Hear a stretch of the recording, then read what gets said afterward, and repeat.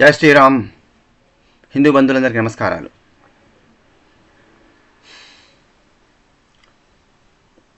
మీరు breaking India forces రచయిత అయినటువంటి ఆథర్ అయినటువంటి రాజీవ్ మల్హోత్రా గారి పేరు విని ఉంటారు. వారితో పాటు ఆ పుస్తకంని రాసినటువంటి కో ఆథర్ విజయలక్ష్మి విశ్వనాథన్ అంటారు mostly. Full name Vijayalakshmi Viswanathan. ఆమె కూడా రాజీవ్ మల్హోత్రా గారు ఎట్లయితే ఇంజనీరు, ఆమె కూడా విజయ విశ్వనాథన్ గారు కూడా మెకానికల్ ఇంజనీర్. ఆమె తర్వాత ఆమె యూఎస్ లోపల ఆమె IBM లోపల బిజినెస్ మేనేజ్మెంట్స్ కూడా చేసిండ్రు. తర్వాత ఆమె వాల్ స్ట్రీట్ జర్నల్ లోపల షేర్ కన్సల్టెంట్గా పనిచేశారు, తర్వాత ఇంజనీర్గా పనిచేశారు. తర్వాత వారు స్వామి పరిపూర్ణానంద శ్రీపీఠం పరిపూర్ణానంద స్వామి వారు మన హిందూ ఐకాన్, మన తెలుగు రాష్ట్రం లోపల హిందూ శరీర అయినటువంటి పరిపూర్ణానంద గారి ఒక గురుగారైనటువంటి స్వామి దయానంద సరస్వతి గారు, ఋషికేశ్ దయానంద సరస్వతి గారు వారు అమెరికాలో ప్రోగ్రామ్స్ ఇచ్చినప్పుడు, వారు అమెరికాలో పర్యటిస్తూ అమెరికాలో ఉపన్యాసాలు ఇస్తున్నప్పుడు ధార్మిక ఉపన్యాసాలు దాన్ని విజయ విశ్వనాథన్ గారు కూడా వినడం జరిగిందనమాట. అంతమందికే వాళ్ళ హస్బెండ్ బాగా మంచి ఆధ్యాత్మికమైనటువంటి దైవ చింతన ఉన్నటువంటి వారు. ఈమె టాప్ ర్యాంకర్. ఈమె చదువుతున్నప్పుడే ఈమెకు స్టైపెండ్ వచ్చింది. ఈమె మెరిట్ స్కాలర్షిప్ వచ్చింది విజయ విశ్వనాథన్ గారికి. అది ఎక్స్ట్రీమ్లీ బ్రిలియంట్ అనమాట. బాగా డబ్బు సంపాదిస్తారు, ఇద్దరు జాబులు బాగా డబ్బు సంపాదిస్తూ చాలా కోటీశ్వరులుగా ధనవంతమైన లగ్జూరియస్ లైఫ్ లీడ్ చేస్తున్నారు. ఇద్దరు కొడుకులు, చాలా హ్యాపీగా నడుస్తుంది వాళ్ళ ఫ్యామిలీ. టాప్ స్కూల్స్లో జాయిన్ చేయడం జరిగింది వాళ్ళ ఇద్దరు పిల్లల్ని కూడా.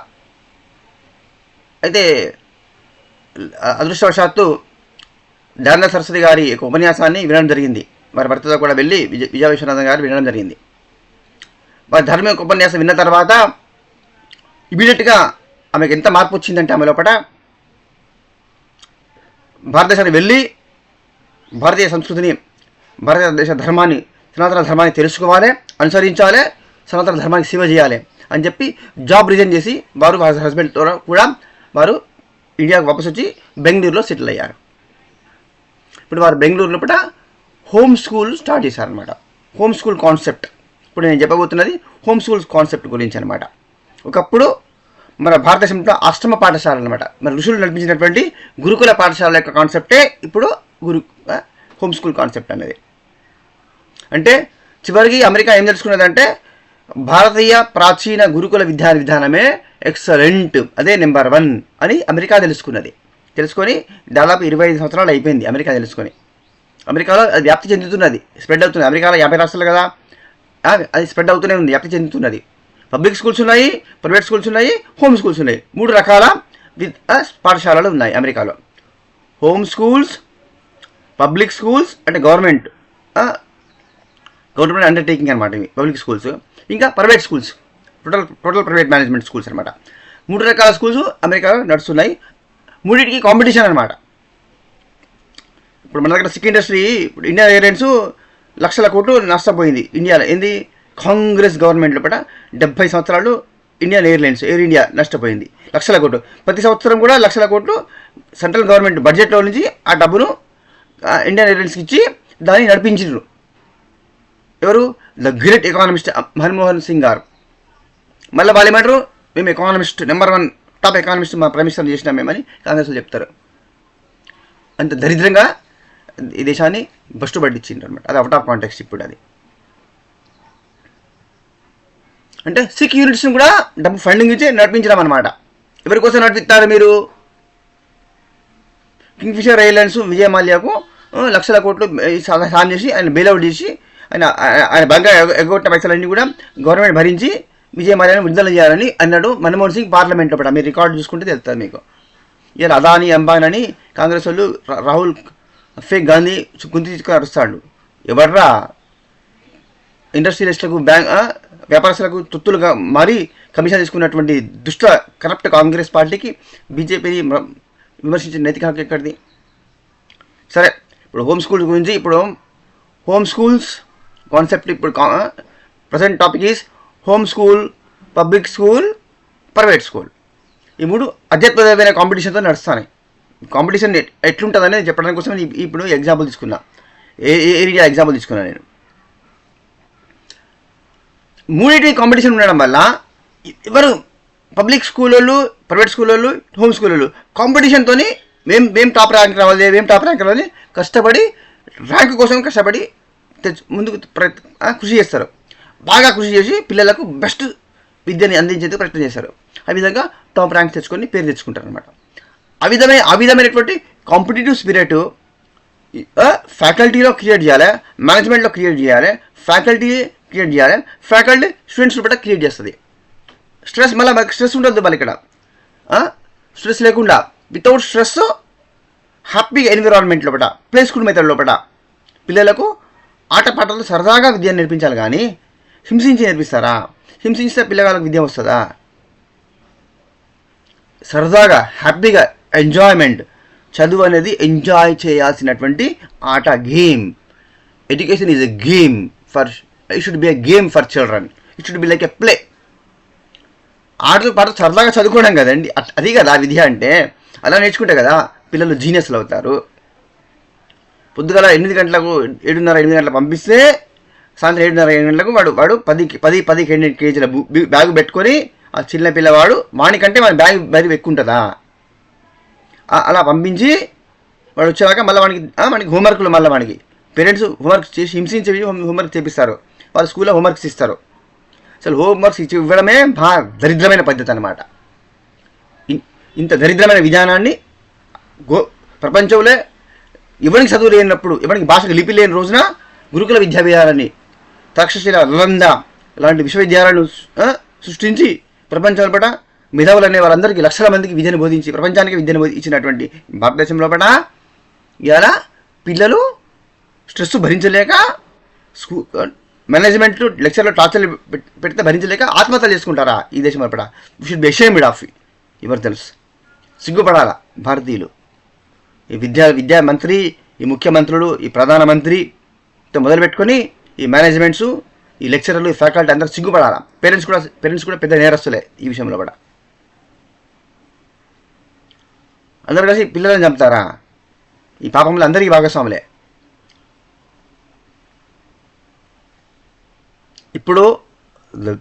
ఇప్పుడు అమెరికా లోపల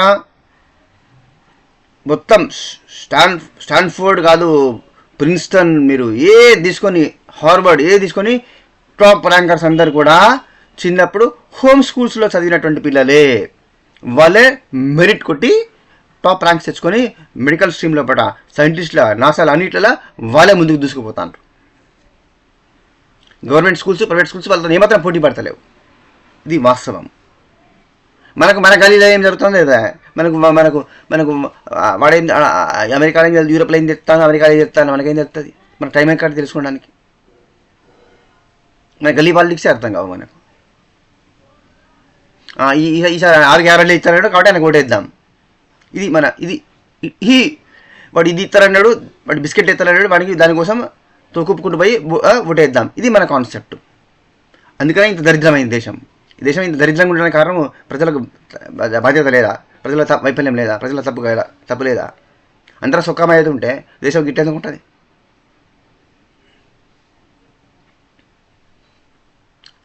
హోమ్ స్కూల్ అంటే ఏంటిదంటే తల్లిదండ్రులు మంచి ఇప్పుడు విజయ విశ్వనాథన్ గారి ఎగ్జాంపుల్ చెప్తాను నేను మీకు. విజయ విశ్వనాథన్ గారు జాబ్ రిజైన్ చేశారు. జాబ్ రిజైన్ చేసి మన ఇండియా వాళ్ళ పిల్లగాళ్ళని తీసుకొచ్చారు. అమెరికాలో టాప్ స్కూల్లో చదువుతున్నాడు పిల్లవాడిని 2 కొడుకులను తీసుకొని వచ్చి ఇండియా లోపల అప్ టు 10th క్లాస్ వరకు మ్యాథమెటిక్స్, ఫిజిక్స్, కెమిస్ట్రీ, ఇంగ్లీష్ ఎలాగో ఆమెకి అమెరికా పనిచేశారు కాబట్టి ఆమెకి ఇంగ్లీష్ వచ్చు. ఇట్లా మన కన్నడ భాషను నేర్పించారనమాట, హిందీ నేర్పించారు, చేశారు. ఎప్పుడు ఏమైనా అవసరం ఉంటే ట్యూటోరియల్ ద్వారా, ట్యూషన్ మాస్టర్ ద్వారా హెల్ప్ తీసుకున్నారనమాట. ఎప్పుడైనా అవసరం ఉంటే మ్యాథమెటిక్స్ కానీ ఏమైనా అవసరం ఉంటే, ఆమెకు తెలియని ఏమైనా కాన్సెప్ట్స్ ఉంటే అనమాట. అలా లేకపోతే మన పేరెంట్స్ చెప్పడానికి అవకాశం లేదు, అంత నాలెడ్జ్ లేదు, టైం కూడా లేదు అనుకుంటే ట్యూషన్ మాస్టర్లను ఎంగేజ్ చేయాలి. సాయంత్రము 2 గంటలు సరిపోతుంది అనమాట. ఏమేమి సబ్జెక్ట్స్ అవసరము, ఏమేమి సిలబస్ అనే దాన్ని మనం ముందుగానే ప్లాన్ చేసుకొని ఇంత సిలబస్కు ఇంత టైం లోపల అని ట్యూషన్ మాస్టర్లను ఎంగేజ్ చేసుకుంటే 2-3 ట్యూషన్ మాస్టర్లు ఎంగేజ్ చేసుకోవచ్చు. ఆ స్కూల్లో వానికి ₹1,00,000, 80,000 లక్షల రూపాయలు వాడిని తగలేసే బదులు 20,000 పట దానిలో 25% 30% ఫీజులు పట మనకు ట్యూషన్ మాస్టర్లు దొరుకుతారు. అట్లా 10th క్లాస్ వరకు ఆప్షనల్ సబ్జెక్ట్స్, లాంగ్వేజ్ స్కిల్స్ అన్నీ నేర్పించవచ్చు. నేర్పించి బ్రిలియంట్ చేయవచ్చు అన్నమాట. పిల్లగాడు పొద్దున్నీ సాయంత్రం వరకు మంచిగా మధ్యాహ్నం ఇంట్లో ఆడుకుంటాడు, పాడుకుంటాడు, వాడు టీవీ చూస్తాడు, వాడిని సరదాగా ఉంటాడు, వాడి ఇంట్లో ఆడుకుంటాడు, బయట తిరుగుతాడు, మంచి గేమ్స్ ఉంటాయి, వాడికి పరిగెడతాడు, ఆడుకుంటాడు, చేసుకొని ఎంజాయ్ చేసుకుంటూ 10th బోర్డ్ ఎగ్జామ్ రాయవచ్చు. అయితే విజయ విశ్వనాథన్ గారు అమెరికాలో టాప్ స్కూల్లో చదువుతూ వచ్చారు. ఇక్కడ వాళ్ళ బెంగళూరులో పట ఈ గ్రేట్ ఇండియా గవర్నమెంట్ రాయనీయలేదు వాళ్ళ పిల్లగాన్ని. Direct public exam 10th class exam రాయనీయలేదు. రాయకుంటే మళ్ళీ ఆ పిల్లలను పట్టుకొని అమెరికా పోవాల్సి వచ్చింది. ఆమె పోయి 10th ఇంటర్మీడియట్ అక్కడ చేసి ఇప్పుడు వాళ్ళ ఇద్దరు కొడుకులు హార్వర్డ్ లోపల, ఒక అతను ఇంజనీరింగ్ అయిపోయింది, MBA చేస్తాడు హార్వర్డ్ స్టాన్ఫోర్డ్ లోపల. ఇంకో పిల్లవాడు హార్వర్డ్ సీట్ వచ్చిన తర్వాత డిస్కంటిన్యూ చేసి మళ్ళీ బ్రేక్ తీసుకొని మళ్ళీ 2 years తర్వాత వచ్చి నేను మళ్ళీ 2 years వచ్చి మళ్ళీ నేను MBA కంప్లీట్ చేస్తాను అని చెప్పి ఆ బాబు వచ్చి జార్ఖండ్ లోపల విధ పాఠశాల లోపల విధం నేర్చుకుంటాడు. ఆ పిల్లగాడు సంస్కృతం నేర్చుకుంటాడు. విజయ విశ్వనాథన్ గారి కొడుకు. ఇద్దరు టాపర్స్, ఫస్ట్ ర్యాంక్ ఇద్దరు కూడా. మన హైదరాబాద్లో ఓల్డ్ సిటీ నుంచి పోటీ చేసిందే మధులత గారు. ఇక్కడ చెన్నై గవర్నమెంట్ అలౌ చేసింది వాళ్ళ కొడుకు, వాళ్ళ ఇద్దరు బిడ్డలను. సారీ, ఒక కొడుకు బిడ్డ కూడా, ఇంకో బిడ్డ కూడా ఉంది. ముగ్గురు కూడా ఆమె మాధవలత గారు స్వయంగా ఓల్డ్ సిటీ ఎంపీగా పోటీ చేసి ఓడిపోయినరే, ఓడగొట్టిన మన గ్రేట్ హైదరాబాద్ ప్రజలు. ఆమె స్వయంగా చెప్పి ట్యూషన్ మాస్టర్ని ఎంగేజ్ చేసి వాళ్ళ హస్బెండ్ సైంటిస్ట్ కదా, వాళ్ళు మ్యాథ్స్ ఫిజిక్స్ వాళ్ళ ఇంట్లో చెప్పి ఇంగ్లీషు నేర్పించి ఎగ్జామ్ రాపిస్తే డైరెక్ట్ 10th కాకుండా డైరెక్ట్ ఇంటర్మీడియట్ సెకండ్ ఇయర్ రాసి చెన్నై రాసి మెరిట్ వస్తే తర్వాత ఎంసెట్ రాస్తే మెరిట్ మీద IIT వచ్చింది వాళ్ళ కొడుకు బిడ్డకు. ఇప్పుడు వాళ్ళ అమ్మాయి IIT అయిపోయింది, ఫ్రీగా IIT కోచింగ్ ఇస్తాను హైదరాబాద్ లోపల. మాధవలత గారి బిడ్డ. ఇప్పుడు ఆ అమ్మాయి ఇంగ్లీష్ లాంగ్వేజ్ లోపల విష్ణు సహస్రనామానికి కామెంటరీ రాస్తుంది. ఆ అమ్మాయి ఇంటర్ చదువుకొని Chaitanya, Narayana, America Secunderabad Saint Ann's చిన్నపిల్లలను ప్రాణాలు తీస్తారే ఉసురు పోసుకున్నారు. ఇదివరకు ఉసురు పోసుకున్నారు. అసలు కేసులు ఎన్ని అయినాయో నాకు తెలుసు. ఎన్ని ఆత్మహత్యలు జరిగినాయి, ఎంత హెరాస్మెంట్ చేసినారు, ఎంత కుడతాండ్రు, ఎంత హింసిస్తాను పిల్లలను, అన్నీ మీకు తెలుసు. ఇట్లా హోమ్ స్కూల్ కాన్సెప్ట్ అన్నది అత్యద్భుతంగా అమెరికా రాణిస్తున్నది.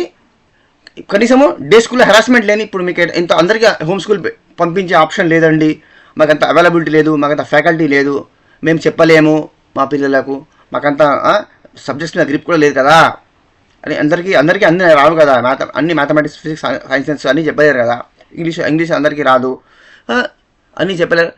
ట్యూషన్ మాస్టర్లు ఎంగేజ్ చేసుకొని అది కూడా అవైలబిలిటీ లేనప్పుడు మీకు దగ్గర లోకల్లో ఏ స్కూల్ ఉన్నదో ఆ స్కూల్లో చేర్పించండి. తొక్కల స్కూల్, ఏ స్కూల్ అయినా ఒక స్కూల్లో బాగా చెప్తారు, ఇంకో స్కూల్లో బాగా చెప్పారు, ఫ్యాకల్టీ వేస్ట్ అని మీరు డిసైడ్ చేసుకోకండి. మన దేశంలో నేను నిజం చెప్తే బాధ అనిపిస్తుంది మీకు, మన దేశంలో తల్లిదండ్రులు 90%కు నాలెడ్జ్ లేదు. నేను 90 అంటాను కానీ 95 కన్నా ఎక్కువ. నేను మొహమాటంతో 90 అంటాను. నేను ఏమి కనీస అవగాహన, బేసిక్ ఫండమెంటల్ అండర్స్టాండింగ్ లేనటువంటి వాళ్ళే.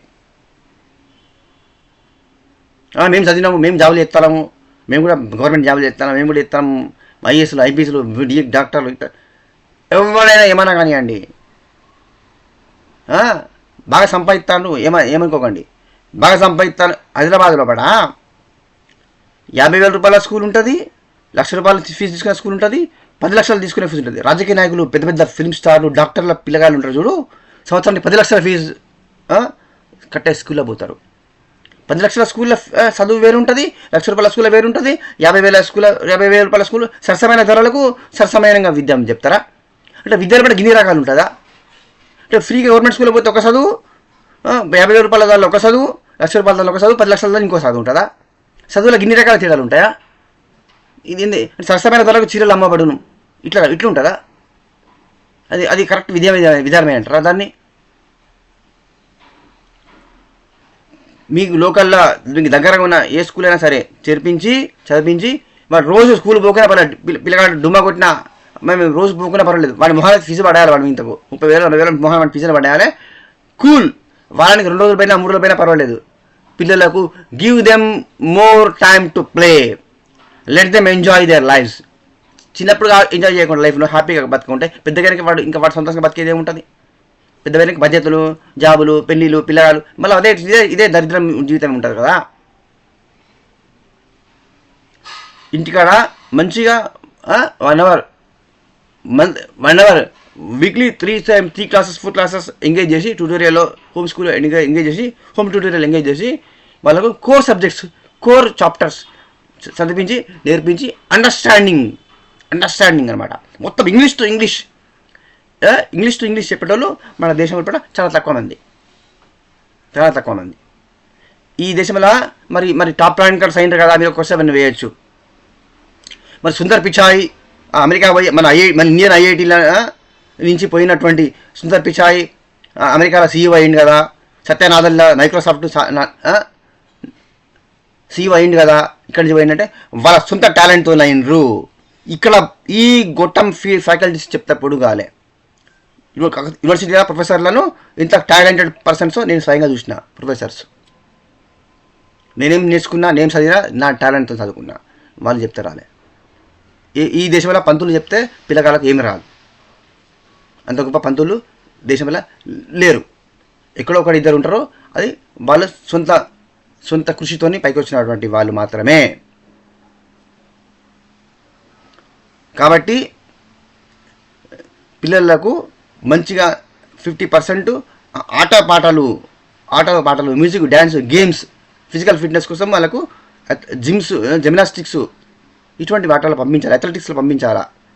ఇది చేయండి. పర్సనాలిటీ డెవలప్మెంట్ అంటే ఇది మీ పిల్లలను చేయించి మీ పిల్లల జీవితాలను బాగు చేసుకోండి. దుర్మార్గమైనటువంటి విద్యా విధానానికి, దుర్మార్గమైన స్కూళ్లకు, కాలేజీలకు మీ పిల్లలను బలి చేయకండి. అమెరికా నుంచి మంచి నేర్చుకోవచ్చుగా అని దరిద్రమే నేర్చుకుంటారు. ఎందుకు? మంచి నేర్చుకోవచ్చుగా. అమెరికాలో ఫ్యూచర్లో పబ్లిక్ స్కూల్స్, ప్రైవేట్ స్కూల్స్ మొత్తం బంద్. మొత్తం ఫ్యూచర్ హోమ్ స్కూల్స్కే ఫ్యూచర్ ఉన్నది అమెరికాలో కూడా. కాబట్టి పిల్లలకు క్రియేటివిటీ, సృజనాత్మకత పెరిగేలాగా వాళ్ళకు సజెస్టివ్గా ఫ్రెండ్లీ ఎన్విరాన్మెంట్తో, ప్రేమ అభిమానంతో, ఆటపాటల్లాగా సరదాగా చదువుకునేలాగా చేయండి. సరదాగా హ్యాపీగా చదువుకోవడం గొప్ప మధురానుభూతిగా పిల్లలకు మారాలి. అదే సరైనటువంటి విద్యా విధానము. Please share and subscribe. జై శ్రీరామ్. వందే మాతరం.